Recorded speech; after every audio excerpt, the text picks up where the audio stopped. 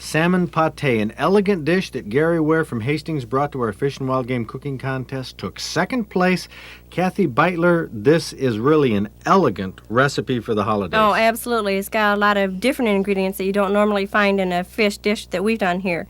You got salmon, and you're going to go ahead and grind that, and tiny shrimp and crab meat. And you want to grind all this together so that it makes a paste. And you could put it through a food processor.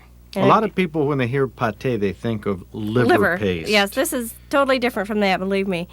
And you got your chilled egg whites to hold everything together, and then cream. And it's a very rich recipe, like you say, and it will go great for the holidays.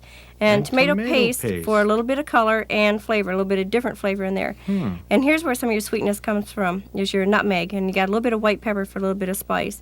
And tarragon, which kind of tastes like an anise type. It's good with fish. I like tarragon on broiled fish. Yeah, it complements fish very well. And a little bit of rosemary, which you usually find in fish dishes also. And just going to make a paste out of all of this together.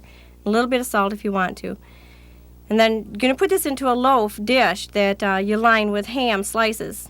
And you want to butter your dish first, and then just go ahead and put everything in here. Interesting. But this is actually, even though it looks in some degrees like an appetizer, you cook it up like a loaf and it's a main dish. Absolutely. And you want to put your dish into a pan of water, and then it actually just kind of steams in there rather than baking on the sides of the pan. And Bob Garner's comment goes along the lines of how sweet it is. Well, this is good, but it's rich, and I think it's richer to me than most fish dishes because of the nutmeg in it. It's really a spicy sort of nutmeg.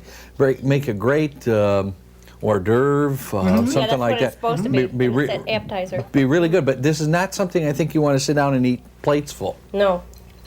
Be great with crackers. That's got to be a first. Yes.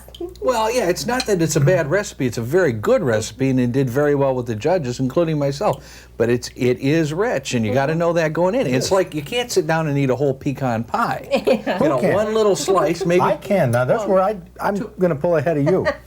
Well, okay. We'll serve it with pecan pie, okay? Yeah, but I think it has a holiday.